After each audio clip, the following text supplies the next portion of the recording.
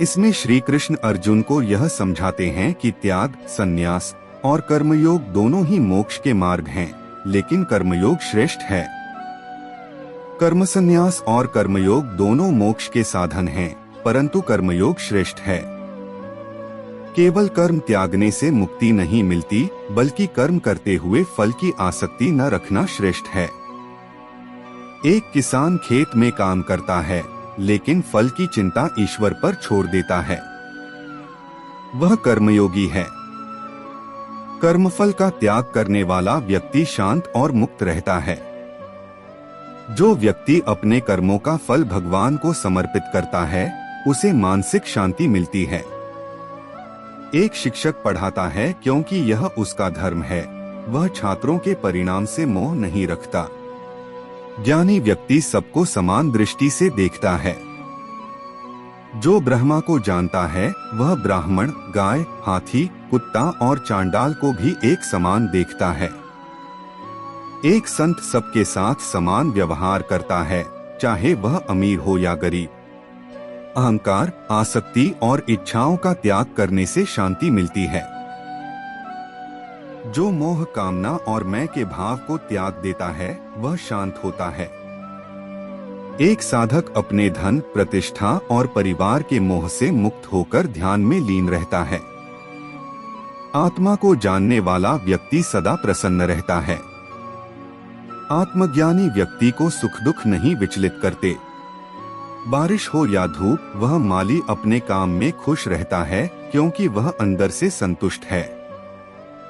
भगवान श्री कृष्ण ने कर्म संन्यास और कर्मयोग के विषय में अर्जुन के संदेह का समाधान किया।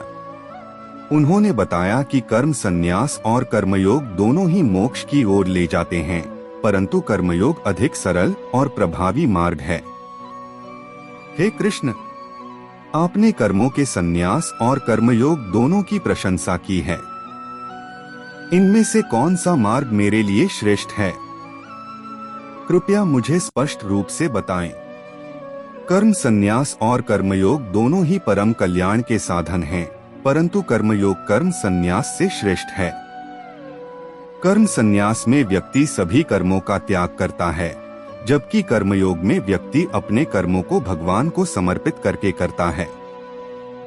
कर्मयोग अधिक व्यावहारिक और जीवन में लागू करने योग्य है। जो व्यक्ति न तो किसी से द्वेष करता है और न किसी की आकांक्षा करता है, वह सच्चा कर्मयोगी है। कर्मयोगी वह है जो अपने कर्मों को निष्कलंक भाव से करता है, बिना किसी व्यक्तिगत लाभ की इच्छा के। ज्ञानी व्यक्ति कर्म संन्यास और कर्मयोग को समान रूप से देखता है। ज्ञानी व्यक्ति समझता है कि कर्म संन्यास और कर्मयोग दोनों ही एक ही लक्ष्य की ओर ले जाते हैं, आत्मज्ञान और मोक्ष। कर्मयोग के बिना कर्म संन्यास असंभव है। कर्मयोग व्यक्ति को कर्मों में निष्कलंकता और समर्पण की भावना सिखाता है, जिससे कर्म संन्यास संभव होता है। जो व्यक्ति अपने मन, इंद्रियों और बुद्धि को नियंत्रित करता है, वह सच्चा कर्मयोगी है। कर्मयोगी वह है जो अपने आंतरिक गुणों पर नियंत्रण रखता है और बाह्य कर्मों में निष्कलंकता बनाए रखता है। सभी कर्म इंद्रियों द्वारा किए जाते हैं, लेकिन जो व्यक्ति यह समझता है कि वह स्वयं कर्म नहीं करता, वह सच्चा ज्ञानी है। ज्ञानी व्यक्ति समझता है कि आत्मा कर्मों से परे है और इंद्रियां ही कर्म करती हैं। जो व्यक्ति अपने कर्मों को भगवान को समर्पित करता है, वह पाप से मुक्त रहता है। कर्मों का फल भगवान को समर्पित करने से व्यक्ति पाप और बंधनों से मुक्त हो जाता है। कर्मयोगी अपने कर्मों को बिना किसी आसक्ति के करता है। कर्मयोगी अपने कर्मों में पूरी तरह से समर्पित रहता है, बिना किसी फल की इच्छा के। जो व्यक्ति अपने कर्मों के फल को भगवान को समर्पित करता है, वह शांति प्राप्त करता है। कर्मों के फल को भगवान को समर्पित करने से व्यक्ति मानसिक शांति और संतुलन प्राप्त करता है। जो व्यक्ति अपने मन और इंद्रियों को नियंत्रित करता है, वह कर्मों का वास्तविक कर्ता है। कर्मों का वास्तविक कर्ता वह है जो अपने आंतरिक गुणों पर नियंत्रण रखता है और निष्कलंक भाव से कर्म करता है। मैं न तो किसी के कर्मों का करता हूँ न उनके फल का। भगवान ने संसार की रचना की है, लेकिन वह कर्मों के कर्ता या फलदाता नहीं है। ज्ञान के प्रकाश से अज्ञान का अंधकार समाप्त होता है।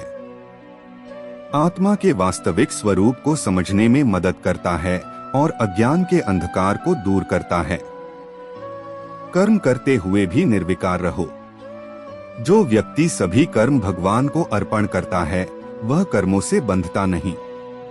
एक डॉक्टर मरीजों का इलाज करता है बिना इस बात की चिंता किए कि लोग उसकी तारीफ करेंगे या नहीं। वह सेवा भाव से काम करता है, यह कर्मयोग है। आत्मा को जानने वाला सब में ईश्वर को देखता है। जो ब्रह्मा को जानता है, वह मित्र, शत्रु, पराया, अपना सभी में एक ही आत्मा को देखता है। एक महात्मा किसी गरीब भिखारी को उतना ही सम्मान देता है जितना किसी राजा को, क्योंकि वह जानता है कि दोनों में एक ही ईश्वर का अंश है। इंद्रियों को जीतो और अंतर्मुखी बनो। जो व्यक्ति इंद्रिय विषयों से ऊपर उठकर भीतर की आत्मा में स्थित रहता है, वही सुखी है। एक योगी स्वादिष्ट भोजन देखकर भी विचलित नहीं होता, क्योंकि उसका मन आत्मा में लगा है, न कि स्वाद में। सुख दुख में सम रहने वाला मुक्त होता है। जो सुख और दुख में समान रहता है, वह जन्म मरण के चक्र से मुक्त हो जाता है। एक विद्यार्थी परीक्षा में असफल होने पर भी शांत रहता है और फिर से मेहनत करता है, यही समत्व है। ईश्वर में लीन होकर कर्म करना ही मुक्ति का मार्ग है। जो मन, बुद्धि और आत्मा से भगवान में लीन होता है, वह हमेशा मुक्त रहता है। एक गृहस्थ अपने परिवार और नौकरी की जिम्मेदारियां निभाते हुए भी हर काम को ईश्वर सेवा समझता है, वह कर्म सन्यासी है, भले उसने घर नहीं छोड़ा। सच्चा योग भीतर की तृप्ति में है। जो आत्मा में संतुष्ट, आत्मा में तल्लीन और आत्मा में स्थित है, वही स्थिर बुद्धि योगी है। एक वृद्ध व्यक्ति साधारण झोपड़ी में रहता है, फिर भी वह प्रसन्न रहता है, क्योंकि उसे भीतर आत्मा का सुख मिला है, वह बाहरी चीजों पर निर्भर नहीं। ज्ञानी का चित्त शुद्ध होता है। ज्ञान से युक्त व्यक्ति सभी कर्मों को निःस्वार्थ भाव से करता है और इस प्रकार उसका चित्त शुद्ध होता है। एक सामाजिक कार्यकर्ता हर दिन लोगों की सेवा करता है, परंतु उसे नाम या पुरस्कार की कोई चाह नहीं होती। उसका चित्त निर्मल है। भगवान श्री कृष्ण के ये उपदेश हमें जीवन के हर क्षेत्र में सुधार लाने के लिए प्रेरित करते हैं। भगवान ने गीता में हमें यह सिखाया कि जीवन में सफलता और संतुलन केवल हमारे कर्म, मानसिक शांति और आत्मा की जागरूकता पर निर्भर करते हैं। हमेशा याद रखें, कर्म ही पूजा है और जो हमारे साथ होता है वही सही होता है। अगर आपको आज का वीडियो पसंद आया हो तो कृपया इसे लाइक और शेयर करें और हमारे चैनल को सब्सक्राइब करना न भूलें, ताकि आप हमारे अगले वीडियो से भी जुड़ सकें। आपका जीवन खुशहाल और शांतिपूर्ण हो।